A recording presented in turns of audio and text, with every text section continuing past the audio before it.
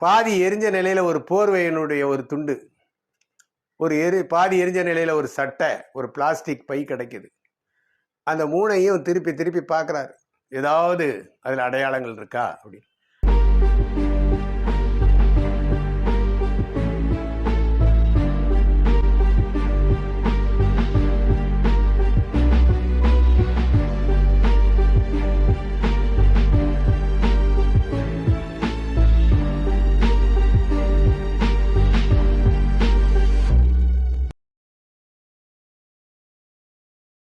நண்பர்களே, நண்பிகளே, வணக்கம்.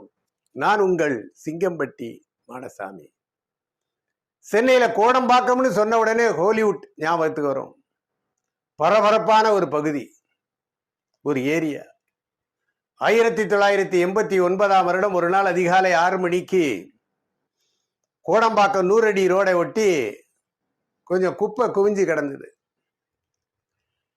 அந்த குப்பையில நெருப்பு பிடிச்சி எரியுது, புகை நிறைய வருது.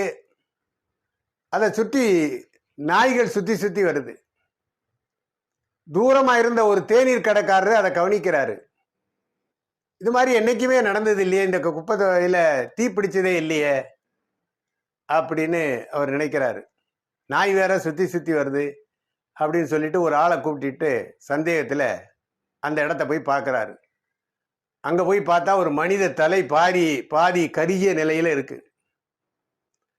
அந்த தலையை சுத்தி அங்கங்க காலு, கை, உடம்புன்னு கிடக்குது. பதறி போன டீ கடைக்காரர் திரும்பி வந்து கோடம்பாக்கம் காவல் நிலையத்துக்கு தகவல் சொல்றாரு. கோடம்பாக்கம் காவல் நிலையத்தில் சப் இன்ஸ்பெக்டர் அலி பாஷா காலையில காவலர்களுக்கு ரோல் கால் நடத்திட்டு இருக்காரு. அன்னைக்கு என்னென்ன டியூட்டி செய்யணும், யார் யாருக்கு என்ன டியூட்டின்னு சொல்லிக்கிட்டு இருக்காரு. இந்த தகவல் அவரை போய் சேருது. உடனடியா 4 பேரை கூட்டிக்கிட்டு அந்த குப்பமேடு வந்து சேர்றார். அங்க வந்து பார்த்தா ஒரு மனித உடம்ப 8 துண்டா வெட்டியிருக்காங்க. அந்த 8 துண்டும் அங்கங்க கிடக்குது. ஒவ்வொரு பாகத்தையும் ஒரு பிளாஸ்டிக் பைக்குள்ள வச்சு, அந்த பிளாஸ்டிக் பைக்குள்ள கொஞ்சம் துணியை வச்சு நெருப்பு வச்சிருக்கிறாங்க. அதனால பாதி எரிஞ்சிருக்கு, பாதி எரியாத நிலையில இருக்கு அப்படின்னு 8 உறுப்பும் அங்கங்க கிடக்குது. நெருப்பை ஒரு வழியா ஒரு சாமர்த்தியமா அணைச்சு முடிக்கிறாரு. பக்கத்துல ஒரு வீட்டில் போய் தொலைபேசியை எடுத்து இன்ஸ்பெக்டருக்கு தகவல் சொல்றார். சொல்லிட்டு வந்து அந்த இடத்துல ஏதாவது தகவல் கிடைக்குமா, ஏதாவது ஒரு குழு கிடைக்குமான்னு தேடுறாரு. தடயத்தை விட்டு போயிருக்காங்களான்னு பார்க்குறாரு. ஒரு பாதி எரிஞ்ச நிலையில ஒரு போர்வையினுடைய ஒரு துண்டு, பாதி எரிஞ்ச நிலையில ஒரு சட்டை, ஒரு பிளாஸ்டிக் பை கிடைக்குது. அந்த மூணையும் திருப்பி திருப்பி பார்க்குறாரு. ஏதாவது அதில் அடையாளங்கள் இருக்கா அப்படின்னு. அந்த நேரத்தில் இன்ஸ்பெக்டர் வந்து காரில் இறங்குறார். இன்ஸ்பெக்டர் வந்து இன்பசேகரன், 6 அடி உயரம் இருப்பார். ஆஜானு பாகுவான ஒரு தோற்றம், யதார்த்தமான மனிதர், டென்ஷனே ஆக மாட்டார். அவர் வந்து இடத்த பார்க்குறாரு. என்ன அலி பாஷா, யாரோ ஒருத்தன் ஆசதீர வெட்டியிருக்கானப்பா அப்படிங்கிறாரு. சரி, இந்த வழக்கில் நம்ம கண்டுபிடிச்சிடலாமா அப்படின்னு கேட்குறாரு. சார், நிச்சயமாக கண்டுபிடிக்கிறோம் சார் அப்படின்னு அலி பாஷா சொல்றாரு. என்ன அவ்வளவு உறுதியா சொல்றீங்க அலி பாஷா அப்படின்னு. இதோ பாருங்க சார் அப்படின்னு அந்த பாதி எரிஞ்ச நிலையில இந்த போர்வையை காட்டுறாரு. அந்த போர்வையில லாண்ட்ரி டேக் ஒன்று கட்டியிருக்கு.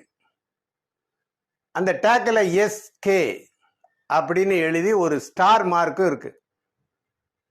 வெல்டன் அலி பாஷா, சூப்பர் சூப்பர் அப்படின்னு சொல்லிட்டு அவர் முதுகில் தட்டி கொடுக்காரு.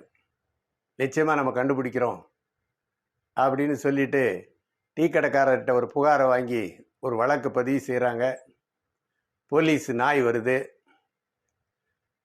அப்புறம் போட்டோகிராஃபர் வராரு. அப்புறம் ஃபிங்கர் பிரிண்ட் எக்ஸ்பர்ட் வராரு. அவருக்கு இங்கே என்ன வேலைன்னு நினைக்கிறீங்களா?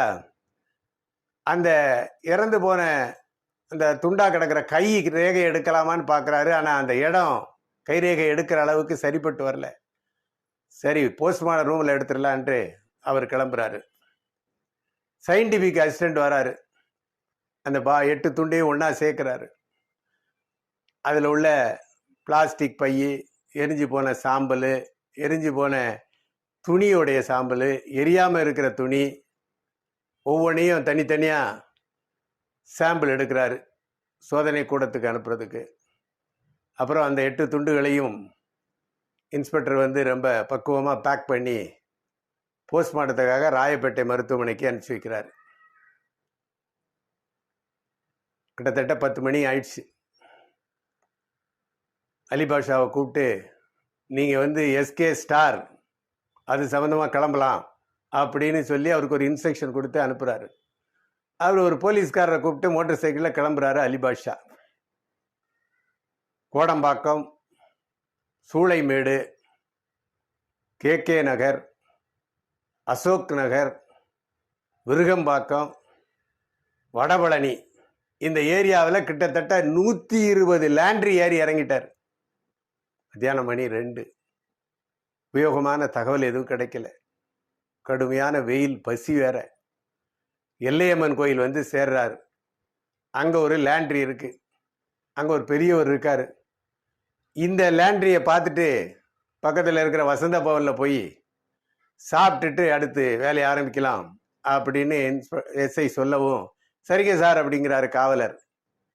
அந்த லேண்ட்ரியில் போய் அந்த பெரியவரை விசாரிச்சுட்டு அவர்கிட்ட இந்த போர்வையை காட்டுறாரு. சார், இது எங்க லேண்ட்ரி அடையாளம் சார். ஸ்டாருங்கிறது ஸ்டார் லேண்ட்ரி சார். எஸ்கேங்கிறது எஸ்கே எங்க ஓனருடைய பேரு எஸ் கிருஷ்ணன். நான் தான் சார் இந்த போர்வையை ரெடி பண்ணி அவர் வீட்டுக்கு அனுப்பிச்சி வச்சேன் சார். இந்த டேக்கை நான் தான் சார் கட்டினேன் அப்படின்னு சொல்றாரு. அலிபாஷாவுக்கு பசியெல்லாம் பறந்துடுச்சு, வசந்த பவனே மறந்துடுச்சு. வாங்க சார் ஓனர் வீட்டை காட்டுற அப்படின்னு கூப்பிட்டு போறாரு. போற வழியிலே சொல்றாரு, சார் ஓனர் வந்து PTC டெப்போவில் வேலை செய்கிறார் சார். அவர் வீட்டை ஒட்டி ஒரு பிரிண்டிங் ப்ரெஸ்ஸும் வச்சிருக்காரு சார் அப்படின்னு சொல்லி வீடு போய் சேர்றாங்க. வீடு பூட்டி கிடக்கு, பிரிண்டிங் ப்ரெஸ்ஸும் மூடி கிடக்குது. அக்கப்பக்கம் விசாரிச்சதுல, சார் பிரிண்டிங் ப்ரெஸ் நேற்று திறந்துருது சார், இன்னைக்கு காலையிலேருந்து திறக்கல சார். இந்த பிரிண்டிங் ப்ரெஸ்ஸில் 2 பேர் வேலை செய்கிறாங்க சார். வீட்டில் அவங்க வீட்டு அம்மா வந்து அவரோட கோவிச்சுக்கிட்டு 2 நாளைக்கு முன்னாடி பையனை கூப்பிட்டுட்டு ஊருக்கு போயிட்டாங்க சார் அப்படின்னு ஒரு தகவல் கிடைக்குது. சப் இன்ஸ்பெக்டர் ஒரு போலீஸை வர சொல்லி பூந்தமல்லி PTC டெப்போவுக்கு போய் கிருஷ்ணன் இன்னைக்கு டியூட்டியில் இருக்காரா அப்படின்னு பார்த்துட்டு வாங்கன்னு சொல்லி அனுப்புறாரு. பெரிய ஒரு உதவியை வச்சு அந்த பிரிண்டிங் பிரஸை திறந்து உள்ள போய் பார்க்குறாரு. உள்ள பெரிய வீச்சருவாள் ஒன்று இருக்கு, ரத்த கரையோட. பல இடங்கள்ல ரத்த கரைகள் இருக்கு. இந்த குப்பமேடுல இருந்த பிளாஸ்டிக் பை மாதிரி சில பைகள் அங்க முழுமையா இருக்கு. அதெல்லாம் பார்த்துட்டு பிரிண்டிங் பிரஸை மூடிட்டு வெளியே வரவும் போலீஸ்காரர் ஒருத்தர் வராரு. சார், இந்த பிரிண்டிங் பிரஸ்ஸில் வேலை செய்யற 2 பேர் சார், ஒருத்தர் முருகன், ஒருத்தர் சிவராஜ். 2 பேர் விலாசத்தையும் தெரிஞ்சுட்டு வந்துட்டேன் சார் ரகசியமா சொல்றாரு. வெல்டன் வெல்டன் அப்படின்னு சொல்லிட்டு ஒரு அரை மணி நேரத்தில் முருகனை பக்கத்தில் ஒரு டிஃபன் கடையில் இருந்தால் அவனை போய் பிடிச்சிட்டாரு. அவனை விசாரிச்சப்போ, சார் எனக்கு உடம்பு சரியில்லை, 2 நாளாக நான் ப்ரெஸ்ஸுக்கே போகலை சார். என் கூட சிவராஜின்னு வேலை செய்கிறான் சார், அவன் ரூமை நான் காட்டுறேன் சார், வாங்க சார் அப்படின்னு கூப்பிட்டு போகிறான். போகிற வழியில் சொல்கிறான், சார் சிவராஜிக்கும் எங்கள் ஓனருடைய ஒய்ஃபும் கொஞ்சம் பழக்கம் உண்டு சார். அடிக்கடி அந்த அம்மாட்ட அவன் பேசுவா சார். இது எங்கள் ஓனருக்கு பிடிக்காது சார், அடிக்கடி அவனை திட்டுவார் சார் அப்படின்னு ஒரு தகவல் சொல்கிறான். அப்போ தான் அலிபாஷாவுக்கு ஒரு கேள்விக்குறி வருது. இப்போ இறந்து போனது சிவராஜா இல்லை ஓனர் கிருஷ்ணனா? இதுதான் தொக்கி நிற்கிற கேள்வி. இதுக்கு விடை கண்டுபிடிக்கணும். சிவராஜ் ரூமுக்கு போகிறாங்க. இவர் அலிபாஷா அவன் ரூமு மாடியில் இருக்கிறதுனால படியேறி மேலே போகிறாரு. சிவராஜ் ஒரு கையில் ஒரு பையோட படி இறங்கி கீழே வரான். சார் இவன் தான் சார் சிவராஜ் அப்படின்னு முருகன் சொல்கிறான். சிவராஜையும் முருகனையும் ஸ்டேஷனுக்கு கூப்பிட்டு வராரு. சாயங்காலம் 6:45. காலையில் 6:45 ஆரம்பித்த விசாரணை மாலை 6:45 ஆச்சு. ஸ்டேஷனுக்கு போய் அதுக்கப்புறம் தான் ஒரு டீ சாப்பிட்றாரு. இன்ஸ்பெக்டரும் எஸ்ஐயும் சிவராஜை விசாரிக்கிறாங்க. 10 மணிக்கெல்லாம் துண்டு துண்டா வெட்டுப்பட்டு கிடந்தவர் யாரு, அவரை அது மாதிரி வெட்டுறது யாரு, ஏன் அது மாதிரி வெட்டினாங்க அப்படிங்கிற முழு தகவலும் கிடைச்சிருச்சு. மாநகர ஆணையர் துரை அவர்களுக்கு தொலைபேசியில் இந்த வழக்கினுடைய நிலையை இன்ஸ்பெக்டர் தெரிவிக்கிறார். சிவராஜை விசாரணை செஞ்சதில் சிவராஜ் சொல்கிறான், சார் நேற்று நைட்டு நானும் ஓனரும் 12 மணி வரைக்கும் ப்ரெஸ்ஸில் வேலை செஞ்சிட்டு இருந்தேன் சார். வேலை முடிஞ்ச உடனே ஓனர் என்கிட்ட சொன்னார், டேய் சிவராஜ், என் பொண்டாட்டிகிட்ட பேசுகிறதெல்லாம் வச்சுக்கிடாத, உன்னால் அவளுக்கு எனக்கு சண்டை வந்து அவள் கோபிச்சிட்டு வீட்டுக்கு போயிட்டா, இனி இதை மாதிரி நீ பேசுகிறனா நீ இருக்க மாட்டடா அப்படின்னு கோபமாக பேசினார் சார். பேசிட்டு அதுக்கப்புறம் அவர் போய் ப்ரெஸ்ஸில் படுத்துட்டார் சார். நான் உட்காந்து யோசித்தேன், ஓனர் தனியாக இருக்கிறாரு, இந்த நேரத்தில் இவரை போட்டு தள்ளிட்டோம்னா இவருடைய ஒய்ஃபு மீனாட்சி இந்த வீடு, இந்த பிரிண்டிங் ப்ரெஸ்ஸு, இந்த லேண்ட்ரி, இந்த கடைலாம் நமக்கு சொந்தமாயிரும் அப்படின்னு யோசித்தேன் சார். நல்ல ஐடியாவாக எனக்கு தெரிஞ்சுது. உடனே ஆக்ஷனில் இறங்கினேன் சார். அவங்க வீட்டில் நான் ஒரு வீச்சர் வாழை பார்த்துருக்கேன் சார். நேராக போய் அந்த அருவா எடுத்துகிட்டு வந்து தூங்கிட்டு இருந்த ஓனரை ஓங்கி கழுத்தில் வெட்டினேன் சார். அவர் வெட்டுப்பட்டு துடிச்சு செத்து போனார் சார். அதுக்கப்புறமா உட்காந்து அந்த உடம்பை துண்டு துண்டாக வெட்டினேன் சார். 8 துண்டாக வெட்டினேன் சார். ஒவ்வொரு துண்டையும் அந்த பிரிண்டிங் ப்ரெஸ்ஸில் நிறைய பிளாஸ்டிக் பை உண்டு சார். ஒவ்வொரு பிளாஸ்டிக் பைக்குள்ளேயும் போட்டேன் சார். ஒரு போர்வை ஒன்று லேண்ட்ரிலேருந்து வந்து அங்கே இருந்தது சார். அதை துண்டு துண்டாக கிழிச்சு அதை மண்ணெண்ணெயில் நனைச்சி ஒவ்வொரு பைக்குள்ளேயும் போட்டேன் சார். அப்புறம் 2 பையை சைக்கிளில் ஏற்றிட்டு போய் கோடம்பாக்கம் 100 அடி ரோடில் குப்பை மேட்டில் கொண்டு போட்டேன் சார். கடைசியாக போடும்போது அந்த மண்ணெண்ணெய் நனைச்ச துணியில் தீ வைக்கவும் குப்பிடி எல்லாமும் பிடிச்சிக்கிடுச்சு சார். அப்புறமா வந்து பிரிண்டிங் ப்ரெஸ்ஸை மூடிட்டு நான் வெளியில் அப்படியே சுற்றிட்டு இருந்தேன் சார். காலையில் குப்பைமேட்டில் என்ன நடக்குன்னு தூரமாக இருந்து பார்த்தேன் சார். போலீஸ் நாய் வந்தது சார். இதுக்கு மேலே நம்ம மாட்டிக்கிடுவோம் அப்படின்னு சொல்லிட்டு ரூமுக்கும் போகாமல் ப்ரெஸ்ஸுக்கும் போகாமல் வெளியில் சுற்றி இருந்துட்டு ஊருக்கு போகலான்னு நினச்சி சாயங்காலமாக வந்து துணியெல்லாம் எடுத்துகிட்டு பேக்கில் வச்சு இறங்கும்போது நீங்கள் வந்து பிடிச்சிட்டீங்க சார். அந்த அருவாலாம் ப்ரெஸ்ஸில் தான் சார் ஓரமாக மறைச்சி வச்சுருக்கேன் அப்படின்னு அவன் சொல்கிறான். அதுக்கப்புறம் அவங்க ஊர்லேருந்து அவருடைய மனைவி வரவழைக்கப்படுறாங்க. போஸ்ட்மார்ட்டம் முடித்து அந்த 8 துண்டை ஒன்றா ஒட்டி இறுதி அடக்கம் செய்துக்கு அந்த அம்மாட்ட கொடுக்குறாங்க. அந்த அம்மா அந்த அருவாவை அடையாளம் காட்டுறாங்க, எங்கள் வீட்டில் இருந்த அருவா தான் அப்படின்ட்டு. இந்த வழக்கில் தனக்கு வேலை கொடுத்து சாப்பாடு கொடுத்து தங்கிறதுக்கு இடம் கொடுத்த ஓனரை ஈவு இறக்கம் இல்லாமல் வெட்டின ஒரு கொடூரனை விட்டுவிடக்கூடாது என்று இந்த வழக்கில் ரொம்ப திறமையாக சாட்சிகளெல்லாம் விசாரித்து தடயங்களை சேகரித்து இன்ஸ்பெக்டர் இன்பசேகரனும் எஸ்ஐ அலிபாஷாவும் குற்றப்பத்திரிகை தாக்கல் செஞ்சாங்க. இந்த வழக்கு விசாரணை ஆரம்பிக்கவும் ஜெயிலில் இருந்த சிவராஜ் பெயிலில் போனவன் திருப்பி கோர்ட்டுக்கு வரவே இல்லை. அவனுக்கு வாரண்ட் பிறப்பிக்கப்பட்டது. வாரண்டை நிறைவேற்றி அவனை மீண்டும் கோர்ட்டுக்கு வர வைக்கிறதுக்கு என்னென்ன முயற்சி இல்லாமல் எடுத்தாங்க. எந்தெந்த ஊருக்கு இல்லாமல் போய் தேடி பார்த்தாங்க. ஒன்றும் வேலைக்கு ஆகலை. 1998 வரைக்கும் கிட்டத்தட்ட 9 ஆண்டுகள் அவனை கண்டுபிடிக்க முடியல. அந்த வழக்கை வந்து லாங் பெண்டிங் கேஸ் அப்படின்னு முடிவு பண்ணி கோர்ட்லேயும் ஸ்டேஷன்லேயும் அந்த வழக்கு கோப்பை தூரமாக ஒதுக்கி வச்சுட்டாங்க. 1999ஆம் ஆண்டு ஒரு நாள் சிவராஜ் தஞ்சாவூரில் உள்ள தன் வீட்டில் தன் அம்மா முன்னாடி போய் நிற்கிறான். டேய், இவ்வளோ நாள் எங்கடா இருந்த அப்படின்னு இந்த அம்மா கேட்குறாங்க. நான் பாம்பேல இருந்தம்மா, எனக்கு கல்யாணம் பண்ணி வை அப்படின்னு சொல்கிறான். டே, உன்னை போலீஸ் தேடுதுடா, யாருடா பொண்ணு கொடுப்பாங்க, நீ போய் சரண்டர் ஆயிரு அப்படின்னு அந்த அம்மா அந்த சூழ்நிலையும் நியாயமாக பேசுது.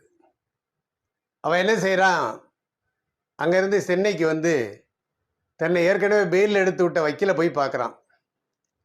அவர் சொல்கிறாரு, உன் மேலே வாரண்ட் இருக்கு, நீ கோர்ட்டில் சரண்டர் ஆயிரு, நான் உன்னை பெயில் எடுத்து விடுறேங்கிறாரு.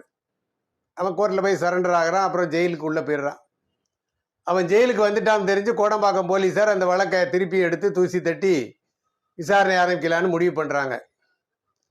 1999ஆம் வருடம் சென்னை மத்திய சிறையில் ஒரு ஜெயிலரையும் ஒரு ஜெயில் காவலரையும் அங்கிருந்த கைதிகள் கலவரம் உருவாக்கி அவர்களை கொலை செஞ்ச வழக்கு சம்பந்தமா விசாரிக்கிற அதிகாரி இல்லை, அலிபாஷாவும் ஒரு விசாரணை அதிகாரி. அவர் அந்த நேரத்தில் இன்ஸ்பெக்டராக இருக்காரு சூளைமேட்டு காவல் நிலையத்தில். அவர் ஒரு நாள் அந்த விசாரணையில் ஜெயிலுக்குள்ள விசாரிச்சுட்டு இருக்கும்போது கூட்டத்தில் இருந்த ஒரு கைதி அவரை பார்த்து சிரிக்கிறான். என்னடா, நம்ம கலவரம் பற்றி விசாரிச்சுட்டு இருக்கவே சிரிக்கிறானேன்னு சொல்லிட்டு அவனை கூப்பிட்டு, என்னடா நீ யாரு, ஏன் சிரிக்கிற அப்படின்னு கேட்குறாரு. சார், என்ன தெரியல, நான் சிவராஜ் சார். உடனே டக்குன்னு அலிபாஷாக்கு ஞாபகம் வருது. ஆளே மாறி போயிட்டியடா, இவ்வளோ நாள் எங்கடா இருந்த அப்படிங்கிற கேட்குறாரு. அவன் கதையெல்லாம் சொல்கிறான், ஜெயிலுக்குள்ளே வந்ததை சொல்கிறான். அன்னைக்கே கோடம்பாக்கம் போலீஸ் ஸ்டேஷனுக்கு போய் அந்த கோர்ட்டு வேலையாக போகிற சப் இன்ஸ்பெக்டரை பார்த்து அந்த வழக்கை எடுத்து சம்மந்தப்பட்ட சாட்சிகளெல்லாம் போய் தேடி பிடிச்சி அந்த வழக்கை விரைவாக முடிக்கிறதுக்கு அவர் ஆவணம் செஞ்சார். இந்த வழக்கில் அந்த தகவலை சொன்ன டீ கடைக்காரரு, இரவில் வந்து ஓனரும் அந்த பையனும் சிவராஜும் நைட்டு 12 மணிக்கு வர வேலை செஞ்சான்னு பக்கத்து வீட்டுக்காரர் சொன்ன சாட்சி, இவன் இந்த 3 முறை இந்த உடம்பை சைக்கிளில் ஏற்றி குப்பை மேட்டுக்கு கொண்டு போனதை பார்த்த ஒரு டீ கடைக்காரரு, குப்பை மேட்டில் அந்த இதை எரிச்சதை பார்த்த செகண்ட் ஷிஃப்ட் பார்த்துட்டு வந்த ஒரு ஊழியர் ஆகியோரெல்லாம் மனிதாபிமானமாக அவங்க வந்து கோர்ட்டில் வந்து சாட்சி சொன்னாங்க, உண்மையை சொன்னாங்க. அந்த இவரோட கிருஷ்ணனோட மனைவி அந்த அருவா வந்து தன் வீட்டில் உள்ள அருவாங்கிறது அவங்களும் வந்து சாட்சி சொன்னாங்க. பல சாட்சிகளும் பல தடயங்களையும் நீதிமன்றம் ஏற்றுக்கொண்டு கொடூரமாக கொலை செய்து துண்டு துண்டாக வெட்டிய அந்த கொடூரனுக்கு ஆயுள் தண்டனை விதிக்கப்பட்டது. இந்த திறம்பட பணியாற்றி தண்டனை வாங்கி கொடுத்த இன்பசேகர இன்ஸ்பெக்டர் எஸ். அலிபாஷா, அவரோடு இணைந்து பணியாற்றிய காவலர்களையும் சாட்சி சொன்ன சமுதாய சிந்தனையோடு செய்த சாட்சியம் அளித்தவர்களையும் மனதார பாராட்டுவோம். இந்த வழக்கில் அந்த ஓனர் வந்து அவன் நடவடிக்கை சரியில்லைன்னொன்னே அவனை வேலையை விட்டு அனுப்பிச்சிருக்கலாம், அதை அவர் செய்யலை. அந்த அம்மாவும் குடும்பத்தில் பிரச்சனை வருதுன்னு அவனோட பேசாமல் இருந்திருக்கலாம், அதையும் அந்த அம்மா செய்யலை. 2 பேரும் செஞ்சது சின்ன சின்ன தவறு. அதனால் குடும்பத்தில் பெரிய பேரிழப்பு, கொடுமையான ஒரு சம்பவம். இதிலிருந்து, இந்த வழக்கிலிருந்து நம்ம ஒவ்வொருவரும் என்ன கற்றுக்கொள்ள வேண்டும் என்கிற பாடம் உங்களுக்கு தெரியும். ஒருத்தரை வீட்டில் வேலைக்கு வைக்கிறீங்க, வீட்டிலே தங்க வைக்கிறீங்கன்னா அவங்களுடைய நடவடிக்கையை கவனிக்கணும். தவறு செய்ய முற்படுறாங்கன்னு தெரிஞ்சால் உடனே அவங்கள அங்கேருந்து நீக்கணும். இதுதான் இதில் முக்கியமான ஒன்று. இந்த புலன் விசாரணை நிச்சயமாக உங்களுக்கு பிடித்திருக்கும் என்று நான் நம்புகிறேன். உங்களுக்கு யாரெல்லாம் பிடிக்குமோ அவர்களுக்கெல்லாம், நண்பர்களுக்கு, உறவினர்களுக்கு இந்த புலன் விசாரணை பதிவை பகிர்ந்து கொள்ளுங்கள், சப்ஸ்கிரைப் பண்ணுங்கள். இது போன்ற உண்மையான நடந்த வழக்குகள் பற்றிய புலன் விசாரணை தொடர்களை நீங்கள் கேட்க வேண்டுமென்றால், தொடர்ந்து கேட்க வேண்டுமென்றால், என்னுடைய யூடியூப் சேனல் சிங்கம்பட்டி மாடசாமியை தொடருங்கள் என்று கேட்டு உங்களிடமிருந்து விடைபெறும் சிங்கம்பட்டி மாடசாமி.